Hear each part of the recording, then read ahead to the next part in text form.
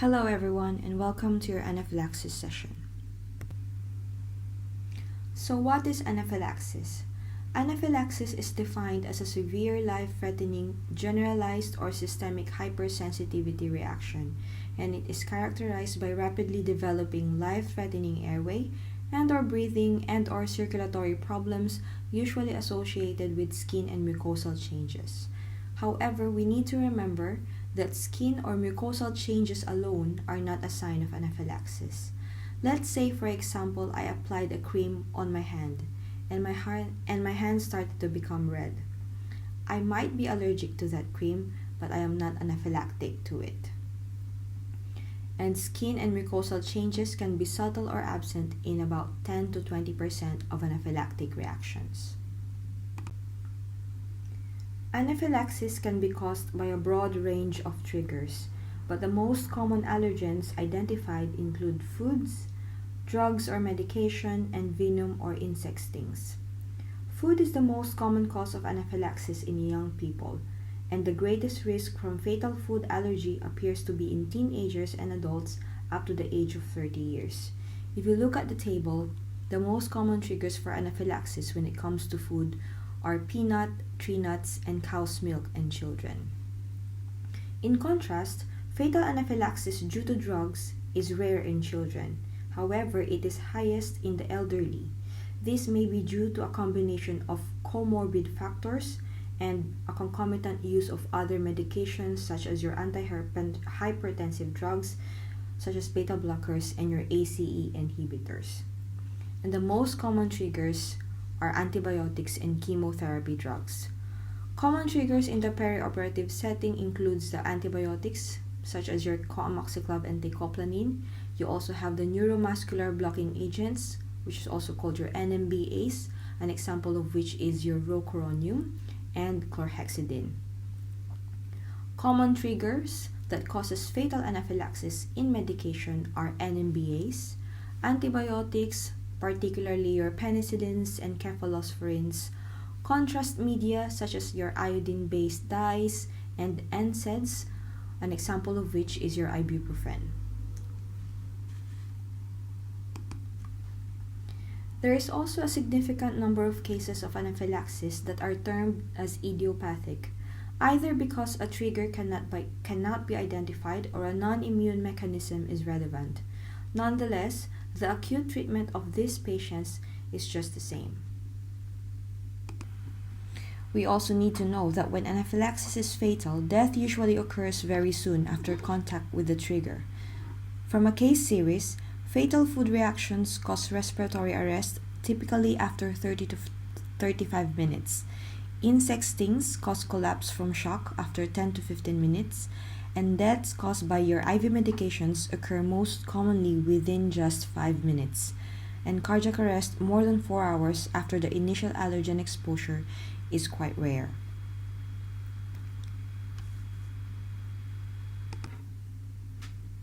How does anaphylaxis happen? So this pathophysiology explains your type 1 hypersensitivity reaction or your IgE-mediated anaphylaxis, which is the most common type of hypersensitivity reaction. So for example, the first time an allergy-prone person comes across an allergen, let's say a peanut allergen, they produce large amount of peanut antibodies, which are called your IgE. Now your Y-shaped IgE antibodies attach itself to your mast cells and basophils. And this is what we call as your desensitization phase.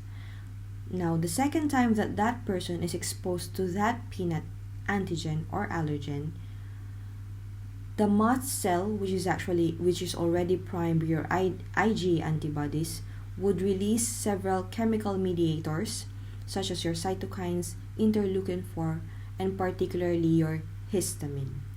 And this stage is what we call as your degranulation phase.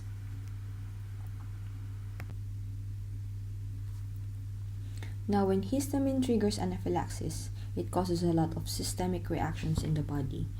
So it is very important that early recognition is paramount in detecting the signs and symptoms, and that we always need to follow an ABCDE approach and treat life-threatening problems as they are recognized. So let's start first with the airway. Patients might present throat and tongue swelling, difficulty of breathing and swallowing, hoarseness of voice, and stridor. Stridor is defined as a high-pitched inspiratory noise caused about by an upper airway obstruction. Under breathing, there is increased RR or tachypnea, wheezing, hypoxia, saturations below 94%, shortness of breath, use of accessory muscles, and sometimes it can lead to respiratory arrest. We also need to be aware that most anaphylaxis in children is due to food, which may explain why respiratory representations of anaphylaxis are more common in this age group. Under circulation, we always need to be looking out for signs of shock, and that is your hypotension or a drop in low blood pressure, pallor, clammy, cyanosis, which is usually a late stage. There is an increase or significant increased heart rate, or what we call as tachycardia, arrhythmia, angina, myocardial ischemia, and it can sometimes lead to cardiac arrest as well. Anaphylaxis can also affect a patient's neurological status, thereby causing disability problems because of decreased brain perfusion in the central nervous system. So patients might have decreased level or sometimes loss of consciousness. They can get confused, they might get dizzy, agitated, and sometimes they experience that sending they might experience that sense of impending doom. We also need to be assessing the exposure part, which is the skin and mucosal changes in the body, and remember that it only happens in about 80% of the anaphylactic reactions. And some of these symptoms can be the patient might look flushed, they might get itchy as well, there is urticaria, and swelling of the eyes and lips, which is what we call as angioedema. In some instances, patients may also have GI symptoms or gastrointestinal symptoms, mainly abdominal pain, incontinence, or vomiting. But we need to remember that symptoms are more likely linked to anaphylaxis in the context of reactions due to insect bite or stings, sometimes snake bites, or parenteral administration of drugs. So this is the Resuscitation Council UK 2021 guidelines. Under these new guidelines, they have actually developed two algorithms in the treatment of anaphylaxis.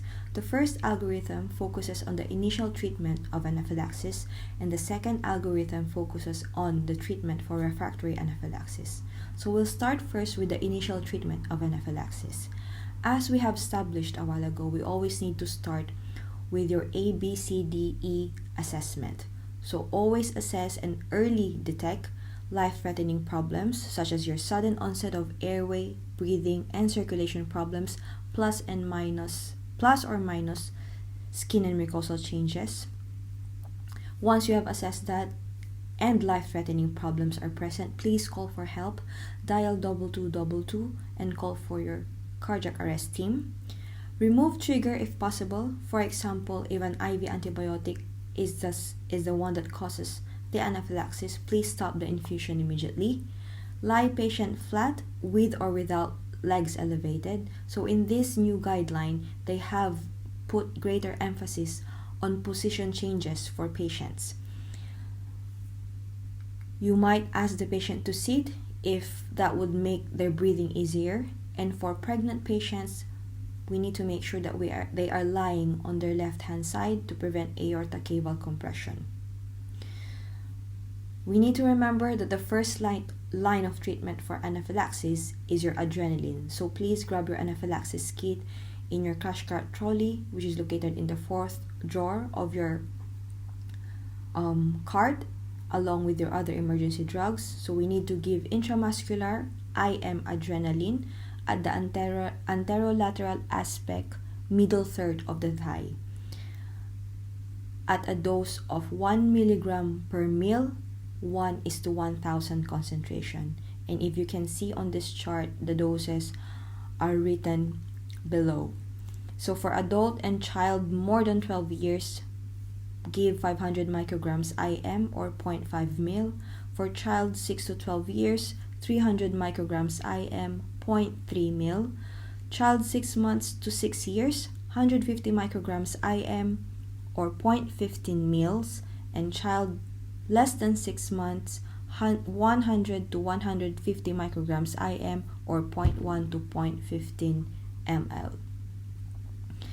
And then we need to establish airway, give oxygen as soon as possible. So high flow oxygen at a rate of 15 liters per minute via your non-rebreathing mask, and make sure that if it's already feasible, we need to maintain that saturation at 94 to 98%. If the patient is at high risk for hypercapnic respiratory failure, then please target the O2 saturation at 88 to 92%. Attach the patients to the monitor, your pulse oximetry, ECG, for continuous vital signs monitoring. After the first dose of adrenaline, if there is no response, repeat IM adrenaline after 5 minutes, and then we need to start our IV fluid bolus or our fluid challenge. So always use our crystalloids, an example of which is your 0.9% normal saline or sometimes plasmolite. So for adults, we give 500 to 1,000 milliliters, and for children, the calculation for the fluids would be 10 ml per kg. And after the second dose of adrenaline, if there's still no improvement, if breathing and circulation problems still persist, then we move on to refractory anaphylaxis, which is the next algorithm. Please bear in mind also that the treatment of patients having anaphylaxis in any setting is broadly the same for adults, pregnant, and children.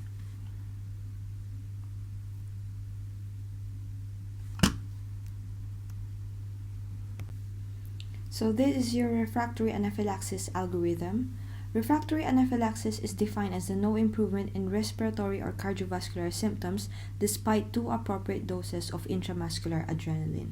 So under this algorithm, we need to be establishing a dedicated peripheral IV or intraosseous access, continue giving rapid IV bolus infusion or your fluid challenge, and still continue giving IM adrenaline every 5 minutes until adrenaline infusion has been started.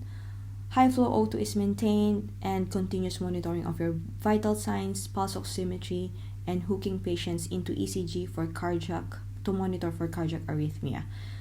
Taking blood samples is required as well for your mast cell tryptase under this algorithm. We also need to be considering sending these patients for monitoring, such as your HDU or ITU, and then starting on IV adrenaline infusion. So please remember that IV adrenaline infusion should only be administered by specialist trained staff in an appropriate setting. If unfortunately anaphylaxis proceeded to a cardiac arrest, then we need to follow our ALS algorithm. So what does adrenaline do in the treatment of anaphylaxis? Adrenaline causes peripheral vasoconstriction and reduces tissue edema. It increases the force of myocardial contraction, bronchial dilation, and it suppresses histamine release. However, we need to remember that pallor can occur following adrenaline due to vasoconstriction, and this can be interpreted as an ongoing cardiovascular compromise or anaphylaxis, and thereby can increase the risk of adrenaline overdose. And this is a particular concern in small children who may remain pale following 2 to 3 doses of adrenaline.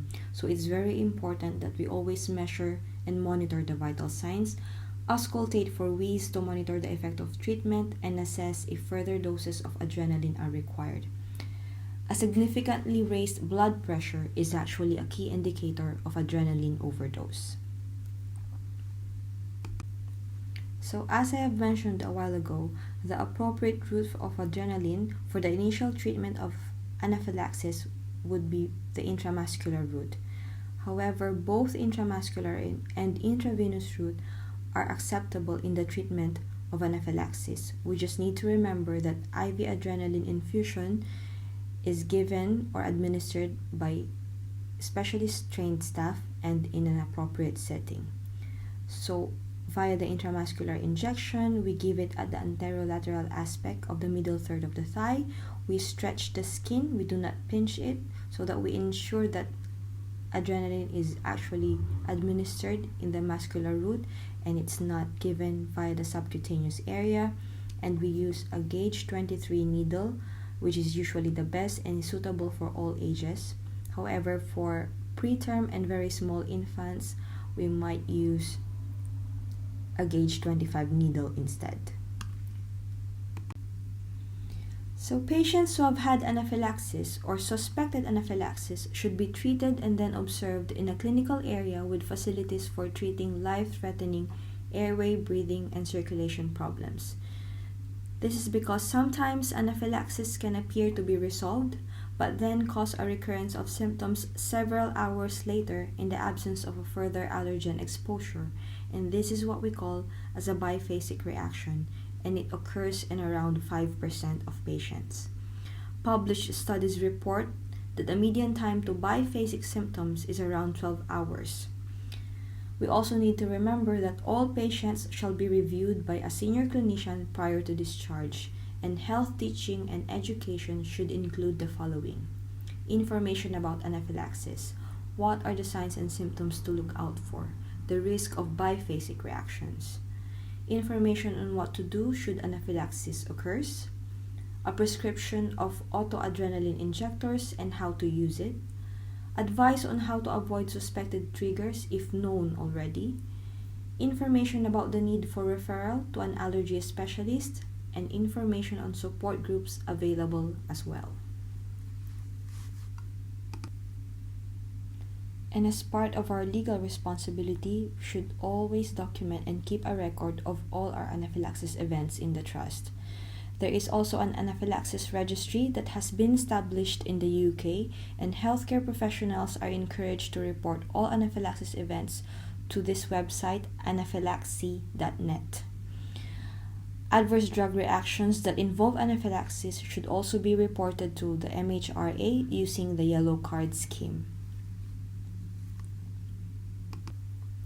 Summary of changes from previous guideline. So this guideline replaces the previous guideline from Resuscitation Council UK in the emergency treatment of anaphylactic reaction, which was annotated last July 2012. And the changes are as follows: greater emphasis on IM adrenaline to treat anaphylaxis and repeated after 5 minutes if airway, breathing, and circulation problems still persist. A specific dose of adrenaline is now included for children below 6 months of age, and that is 100 to 150 micrograms IM or 0.1 to 0.15 ml. Increased emphasis on the importance of avoiding sudden changes in posture and maintaining a supine position during treatment, or a semi-recumbent position if that makes breathing easier for patient. There are 2 algorithms that have been created: the algorithm for the treatment of anaphylaxis and the algorithm for refractory anaphylaxis. IV fluids are also recommended for refractory anaphylaxis and must be given early if hypotension or shock is present. Antihistamines are considered a third-line intervention and should not be used to treat airway, breathing, and circulation problems during initial treatment. And non-sedating oral antihistamines is preferred than chlorpheniramine. Corticosteroids, for example hydrocortisone, are no longer advised for routine emergency treatment of anaphylaxis. However, you can consider giving steroids after initial resuscitation for refractory reactions or ongoing asthma or shock, but it should not be given preferentially to adrenaline. And there's also an emphasis on the duration of observation and the timing of discharge.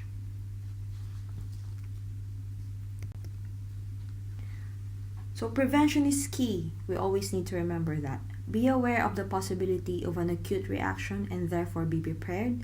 Know what to do in the event. Know where your anaphylaxis kit is located in your clinical areas, and be aware of your patient's allergies. And these are the references: Resuscitation Council UK, Emergency Treatment of Anaphylaxis, Guidelines for Healthcare Providers, published last May 2021. You can also download an app called iResus, and it includes all the guidelines from adult up to newborn with regards to resuscitation. Thank you very much for listening.